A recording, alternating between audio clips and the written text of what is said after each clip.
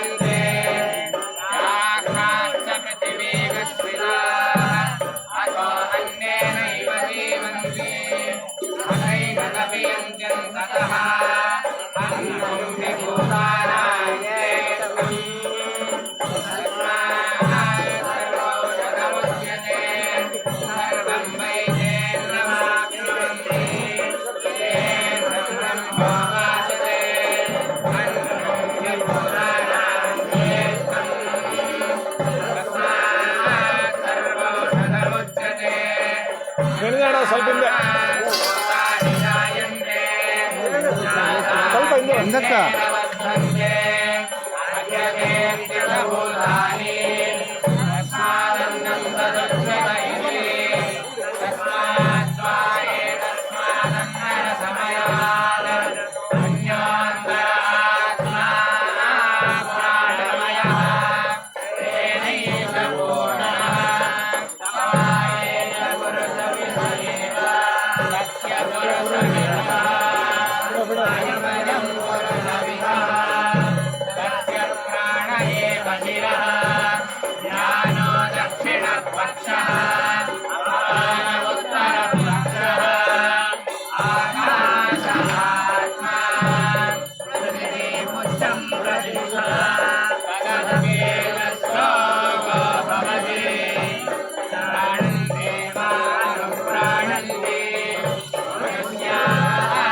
ಸ್ವಲ್ಪ ಹಿಂದೆ.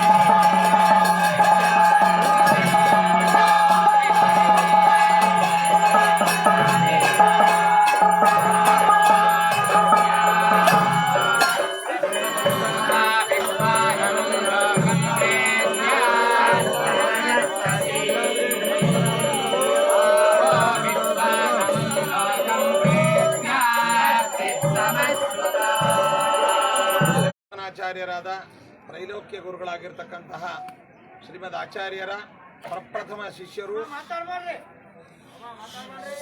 ಶ್ರೀ ಪದ್ಮನಾಭ ತೀರ್ಥ ಗುರು ಸಾರ್ವಭೌಮರ ಒಂದು ಪೂರ್ವಾರಾಧನಾ ಮಹೋತ್ಸವ ಇಂದು ನವಬೃಂದಾವನದ ಕಾಲಾದ್ರಿ ಕ್ಷೇತ್ರ ಎಂಬುದಾಗಿ ಪ್ರಸಿದ್ಧವಾದಂತಹ ಈ ಐತಿಹಾಸಿಕ ಒಂದು ಸ್ಥಳದಲ್ಲಿ ಇಲ್ಲಿ ವಿರಾಜಮಾನರಾಗಿರ್ತಕ್ಕಂತಹ ಪದ್ಮನಾಭ ತೀರ್ಥರೇ ಮೊದಲಾದಂತಹ ಪದ್ಮನಾಭ ತೀರ್ಥರು, ಜಯತೀರ್ಥ ಗುರು ಸಾರ್ವಭೌಮರು, ಅದೇ ರೀತಿಯಾಗಿ ಕವೀಂದ್ರ ತೀರ್ಥರು, ವಾಗೀಶ ತೀರ್ಥರು, ಅದೇ ರೀತಿಯಾಗಿ ವ್ಯಾಸರಾಜ ಗುರು ಸಾರ್ವಭೌಮರು, ಶ್ರೀನಿವಾಸ ತೀರ್ಥರು, ರಾಮತೀರ್ಥರು, ಶ್ರೀ ಸುಧೀಂದ್ರ ತೀರ್ಥ ಶ್ರೀಪಾದಂಗಳವರು, ಅದೇ ರೀತಿಯಾಗಿ ಗೋವಿಂದ ಒಡೆಯರೇ ಮೊದಲಾದಂತಹ 9 ಜನ ಮಹಾನುಭಾವರಿಂದ ಅಧಿಷ್ಠಿತವಾದಂತಹ ಈ ಕ್ಷೇತ್ರಕ್ಕೆ ಭಾವಿ ಸಮೀರ ವಾದಿರಾಜ ಗುರು ಸಾರ್ವಭೌಮರು ಭೇಟಿ ನೀಡಿ ಈ ಪ್ರಾಂತದ ಐತಿಹಾಸಿಕ ಮತ್ತು ಪೌರಾಣಿಕ ಹಿನ್ನೆಲೆಯನ್ನು ಜಗತ್ತಿಗೆ ತಿಳಿಸೋದಲ್ಲದೆ ಇಲ್ಲಿ ವಿರಾಜಮಾನರಾಗಿರ್ತಕ್ಕಂತಹ ಮಧ್ವ ರಾದ್ಧಾಂತ ಧರಣೀಧರಾಹ ಎಂಬುದಾಗಿ ಪ್ರಸಿದ್ಧರಾದ ಪದ್ಮನಾಭ ತೀರ್ಥರೇ ಮೊದಲಾಗಿರ್ತಕ್ಕಂತಹ 8 ಜನ ದಿಗ್ಗಜಗಳನ್ನು ಇಲ್ಲಿ ವಿಶೇಷವಾಗಿ ವರ್ಣನೆ ಮಾಡಿದ್ದಾರೆ. ಅಂತಹ ಒಂದು ವಿಶಿಷ್ಟವಾದ ಕ್ಷೇತ್ರ. ಅದು ಮಾತ್ರವಲ್ಲದೆ ವಾದಿರಾಜ ಗುರು ಸಾರ್ವಭೌಮರು ಈ ಕ್ಷೇತ್ರದಲ್ಲಿ ವಿರಾಜಮಾನರಾಗಿರ್ತಕ್ಕಂತಹ ಜಯತೀರ್ಥ ಗುರು ಸಾರ್ವಭೌಮರನ್ನು ಕೂಡ ಇಲ್ಲಿ ವಿಶೇಷವಾಗಿ ತೀರ್ಥ ಪ್ರಬಂಧದ ಮತ್ತೊಂದು ಶ್ಲೋಕದಿಂದ ಇಲ್ಲಿ ಕೊಂಡಾಡಿದ್ದಾರೆ. ಇಂತಹ ಒಂದು ಪರಮ ಪವಿತ್ರವಾದ ಕ್ಷೇತ್ರಕ್ಕೆ ಶ್ರೀ ಪದ್ಮನಾಭ ತೀರ್ಥ ಗುರು ಸಾರ್ವಭೌಮರ ಆರಾಧನಾ ಪೂರ್ವಾರಾಧನಾ ಅಂಗವಾಗಿ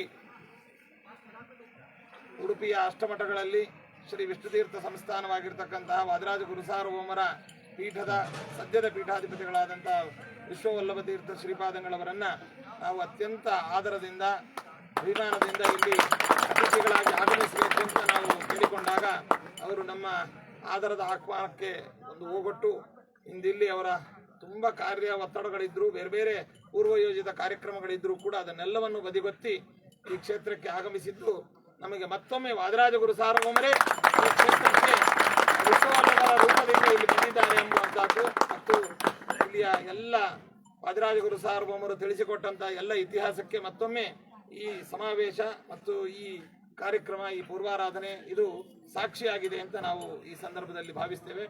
ಇದು ಸಮಸ್ತ ಮಾಧ್ವರಿಗೆ ಒಂದು ಪರಮ ಪವಿತ್ರವಾದಂತಹ ಕ್ಷೇತ್ರ.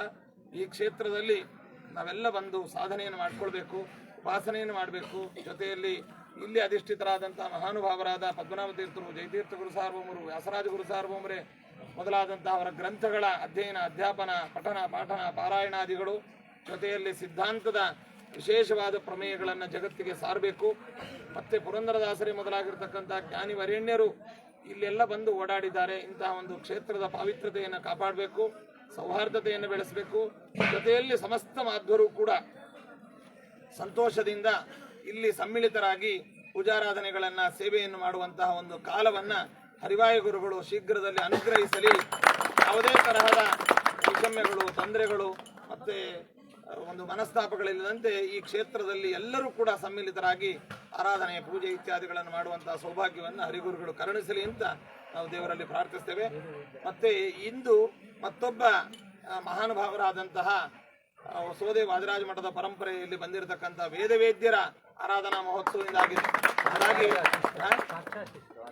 ವಾದಿರಾಜ ಗುರು ಸಾರ್ವಭೌಮರ ಸಾಕ್ಷಾತ್ ಶಿಷ್ಯರು ಅಂತಹ ಮಹಾನುಭಾವರ ಆರಾಧನೆ ಇದಾಗಿದೆ. ಹೀಗೆ ವಿಭುದ್ವಯರ ಒಂದು ಸಮಾಗಮ ಮತ್ತು ನಿಮಿತ್ತದ್ವಯಗಳ ಸಮಾವೇಶ ಇಲ್ಲಿ ಆಗಿದೆ. ಇಂತಹ ಎರಡೂ ಕಾರ್ಯಕ್ರಮಗಳನ್ನು ಇವೆಲ್ಲ ಭಕ್ತಾದಿಗಳು, ವಾದಿರಾಜ ಗುರು ಸಾರ್ವಭೌಮರ ಭಕ್ತರು ಮತ್ತು ಮಠದ ಅನುಯಾಯಿಗಳು, ರಾಘವೇಂದ್ರ ಗುರು ಸಾರ್ವಭೌಮರ ಮಠದ ಅನುಯಾಯಿಗಳು ಮತ್ತು ನಮ್ಮ ಪೂರ್ವಿ ಗುರುಗಳಾಗಿರ್ತಕ್ಕಂತಹ ಸುಧೀಂದ್ರ ತೀರ್ಥರು, ಅದೇ ರೀತಿಯಾಗಿ ವ್ಯಾಸರಾಜ ಗುರು ಸಾರ್ವಭೌಮರು, ಅದೇ ರೀತಿಯಾಗಿ ಜಯತೀರ್ಥ ಗುರು ಸಾರ್ವಭೌಮರು ಮತ್ತು ಪದ್ಮನಾಭ ತೀರ್ಥ ಗುರು ಸಾರ್ವಭೌಮರ ಎಲ್ಲರ ಅನುಗ್ರಹಾಕಾಂಕ್ಷಿಗಳಾಗಿ ನೀವು ಆಗಮಿಸಿದ್ದೀರಿ. ನಿಮ್ಮೆಲ್ಲರಿಗೂ ಕ್ಷೇಮವಾಗಲಿ. ಮತ್ತು ಈ ಕಾರ್ಯಕ್ರಮಕ್ಕೆ ಆಗಮಿಸಿರ್ತಕ್ಕಂತಹ ಸೋದೆ ವಾದಿರಾಜ ಮಠದ ವಿಶ್ವವಲ್ಲಭ ತೀರ್ಥರನ್ನ ನಾವು ತುಂಬ ಹೃದಯದಿಂದ ಅಭಿನಂದಿಸಿ ಈ ಕಾರ್ಯಕ್ರಮಕ್ಕೆ ಆಗಮಿಸಿದ್ದಕ್ಕೆ ನಾವು ಮತ್ತೊಮ್ಮೆ ಅಭಿನಂದನೆಗಳನ್ನು ಸಲ್ಲಿಸ್ತಾ ಇದ್ದೇವೆ.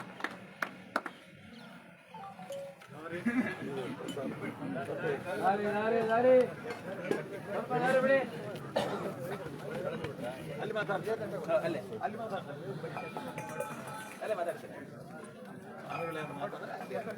ಪರ್ವಕಾಲ ಇವತ್ತು ಪದ್ಮನಾಭ ತೀರ್ಥರ ಪೂರ್ವಾರಾಧನೆ.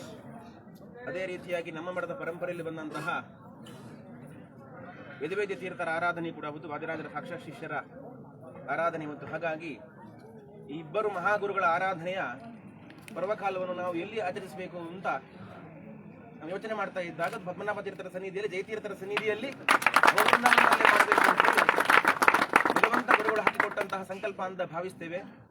ಇವತ್ತು ನಮಗೆ ಪಂಚಾಮೃತ ಅಭಿಷೇಕ ಮಾಡುವಂತಹ ಒಂದು ಒಳ್ಳೆಯ ಅವಕಾಶವೂ ಸಿಕ್ಕಿತು. ಇವು ನಮ್ಮ ವೃಂದಾವನಗಡ್ಡೆಯಲ್ಲಿ ಈ ಹಿಂದೆ ಅನೇಕ ಬಾರಿ ಇಲ್ಲಿ ಪಟ್ಟದೇವರ ಪೂಜೆಯನ್ನು ಮಾಡಬೇಕು ಅಂತ ಒಂದು ಸಂಕಲ್ಪ ಇತ್ತು. ಆದರೆ ಆ ಸಂಕಲ್ಪ ಪದ್ಮನಾಭ ತೀರ್ಥರ ಆರಾಧನೆ ದಿವಸವೇ ಆಗಬೇಕು ಹೇಳುವಂತಹ ಒಂದು ಇಚ್ಛೆ ಇತ್ತು. ಅದಕ್ಕೆಲ್ಲವೂ ಕೂಡ ಸೂತ್ರಪ್ರಾಯವಾಗಿ ಸುಭೇಂದ್ರ ತೀರ್ಥರು ನಿಂತು ಎಲ್ಲ ಉತ್ಸವವನ್ನು ನಡೆಸ್ತಾ ಇದ್ದಾರೆ.